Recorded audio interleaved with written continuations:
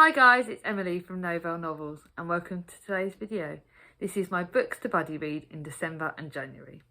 Now, I was going to do it in November and December, but guess what? My buddy read books list for books in November are already quite long, so I'm not going to add to it. But I thought I might try this as a new thing. So this will be a regular thing every either 2 to 3 months, and it'll be I'll put a list of books out of different genres and say, do you guys want to buddy read with me? If this goes well this time round, I will do it again. If not, obviously, another idea tried and scrapped. But I copied it from Chloe's channel, from Chloe Reads Things. So I thought I would try it. I've got some different genres and I would like you guys to let me know in the comments below if you'd like to buddy read any of them. And I will either set up a chat group on either Voxer or on Instagram, because I don't use Twitter anymore, so it won't be that way. But I'll see, and we'll sort of go from there, really. See how many people want to do it, see what you guys think. Like I said, let me know. New ideas are always fun to try.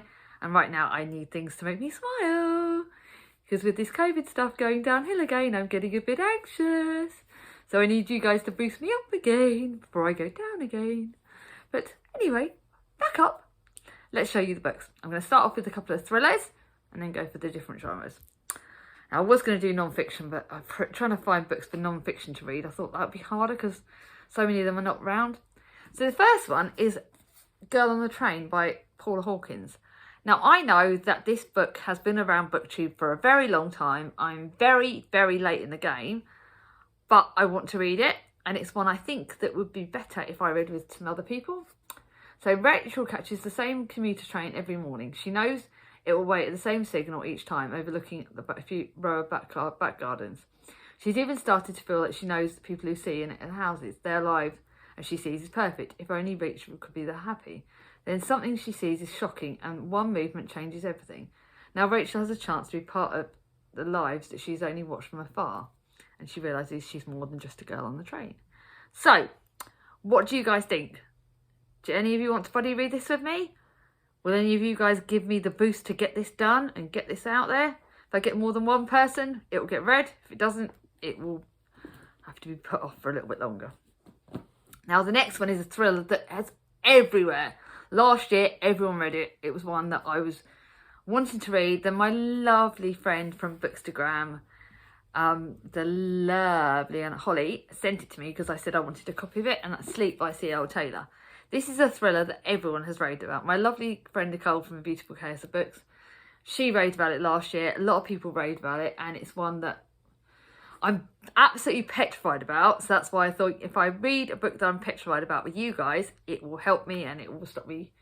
It'll mean I'll push past it. So all Nana wants to do is be able to sleep, but paralysing insomnia, terrifying nightmares, and memories of that horrific day are making it impossible. If only she didn't feel so guilty. To escape her past, Anna has taken a job on a hotel in the remote Scottish island of Rum. Yet when 7 guests join her, what started as a retreat in the world turns into a deadly nightmare. Now, I don't sleep great all the time, especially when my anxiety's playing up. So this could be quite triggering, but it's one I want to get to, but it's one I need you guys' support. So, let me know. Now, I've got a book that I don't know much about. I don't know if it is historical fiction or not.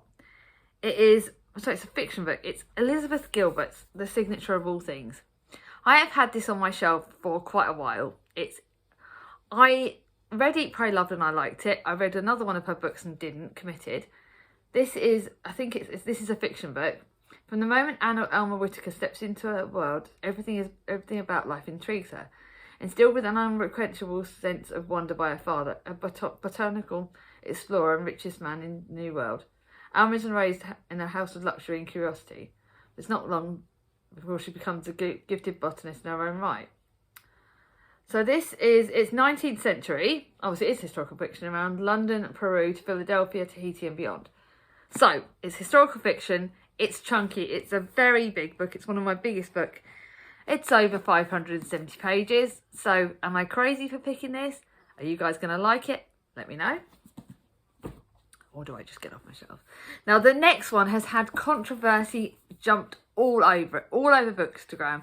It was up for the BookTube Prize Award. I don't know I don't think it went to the finals. The Beekeeper of Aleppo. Now, my friend Beth liked it. Charlie from Charles Heathcote didn't, and it has had really, really mixed reviews. Now, when we were at the start of lockdown, when we couldn't go to the supermarkets, it was when I first started going to my first trip to a supermarket. I saw this on the shelf for full price. I think it was like £4. And seeing as I hadn't physically bought a book, I picked this one up because I'd heard some people liked it, some people didn't. Now, because it's had mixed reviews and because I bought it full price, it's put off me wanting to read it. So Nuri is a beekeeper and his wife Alpha is an artist. They live happily in the beautiful Syrian city of Aleppo till the unthinkable happens and they are forced to flee. But what Alpha has seen is so terrible that she's gone blind and they must embark on a perilous journey from Turkey and Greece towards an uncertain future in Britain. It really has had mixed reviews, so I really, really badly need you guys to boost me up and get me to read it because I paid full price for it. I need to get it read and I need to decide if it's good, like some people have said, or bad, like Charlie said. So, let's see. You can hear my cat scratching down there. Now, on a lighter note, I thought I would actually pick 2 chicklets because some of them I've wanted to read for ages, and do you know what? Right now, don't we all deserve something softer, something lighter? My Not So Perfect Life by Sophie Kinsella. Again, on the chicklet front, this has been all over social media. It was one that was out a while ago. It's been out a while. But I like some of Sophie Kinsella's books I've loved and some of them haven't. I've read the Shopaholic ones, although I need to reread the series. But this one has been like really good. Life doesn't get much better than Sophie Kinsella novels. And the standalone book is good, right? So Katie Brenner has the perfect life, flat in London, glamorous job, called Instagram feed. Right, so that's what she pretends. But the truth is she rents a tiny room with no space and a wardrobe. No space for a wardrobe and hideous commute. Her not-so-perfect life comes crashing down when her mega-successful boss, Demeter, gives her the sack and Katie has to move home to Somerset. So this looks good. It looks like someone that's totally going to be apt at the moment because everyone puts on this habit of, we've got perfect lives, and we all know that not everyone has. Especially on social media, we all like to portray the best of us. But this is an intriguing one. It's not too short, not too long. It's about 400 pages, so it's kind of a longer, chicky, litty book. But it's one that I would like to read and I think it would be fun to read alongside someone else. Now the next one is one that I got because I'd heard about it, and right now I really badly want to read it. I think it's one that I will be pushing to read in December rather than January. The Woman Who Went to Bed for a Year. Right now, wouldn't we all have liked to escape this 2020 being the crappiest year in the whole history of the entire universe? Wouldn't we all like to go to bed for a year? I certainly would. If it wasn't for my children, I probably would have done, especially being on furlough. So, the day her twins leave home, Eva climbs into bed and stays there. For 17 years, she's wanted to yell the word, "Stop, I want to get off."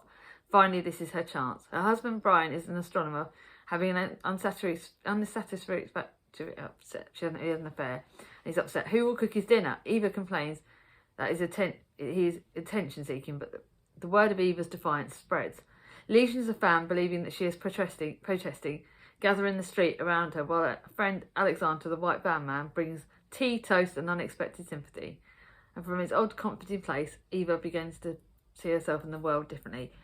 I think I need to read this book, and I think some other people could do with it. It's going to be one that's going to make us smile and make us think, I need to stop. I know that COVID made us all stop for a while, but now that the kids are back at school, I really think it could be quite interesting to read this. So, yeah. I want to see what you guys think and see if you want to read it with me. Now, I've got 2 YA books. One of them has been raved about by the lovely Chloe from Chloe Reads Things, and Clint loved it. So 2 of my bestest booktube friends loved it. Everything. And another one that's very, very apt this year. Maddie is allergic to the world. She hasn't left the house in 17 years. Ollie is a boy next door, and he's determined to find a way to reach her. Everything is about crazy risks we take for love. I can relate to the whole being in a bubble. Like, we all have been in bubbles this year, and we all still are, and it looks like it's going to go on even longer. So this is really, really apt, really good. Kind of put off at reading it when things were at the worst, but it's one I think I need to read as well because it's kind of putting things in perspective. Really love it. The fact that Chloe reckons it's one of her best books of the year makes me even more want to read it. And come on, guys, we can read it together. We can support each other. It's not a long book. It'd be really fun. And it looks like YA at its best.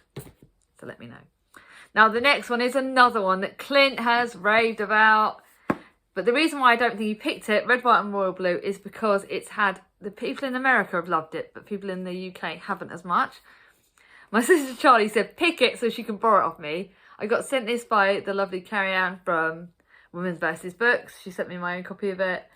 It is LGBTQ at its best. It's when his mother became the President of the United States, Alex Claremont Diaz was promptly cast as the American equivalent of young royal, handsome, charismatic. The only problem is, Alex also has beef with an actual prince, who's the prince in the UK.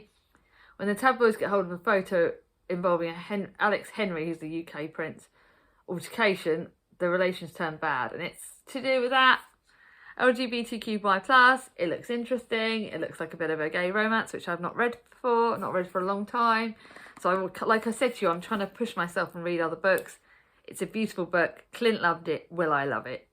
Guys, come on, challenge me. Get me to read this. Anyway, that's it. I've been practical. I've only set 8 books. I will obviously see what you guys want to do, which ones we'll read in December, which ones we'll read in January. See, like, chat to whoever just lets me know they want to read it, and we'll work it out. I'm going to try and read 4 per month. So, or maybe a 5 and 3, but that is kind of, ideally 4 per month is the best way of doing it because it doesn't get me overloaded. And I'll obviously still have the odd other buddy read because I normally buddy read with Chloe. So if Chloe, you want to buddy read any of these with me, that'll kind of cut the numbers down a bit and make it a bit even now, a bit more even. But this is a fun video. I hope you guys liked it. Sorry about all the COVID crap references. Keeping it real, you know me. But you guys, let me know in the comments below, would you like to buddy read any of those books with me? If so, yes, what month would be preferable? And we will sort out those communications, get things moving, see how it goes. You never know.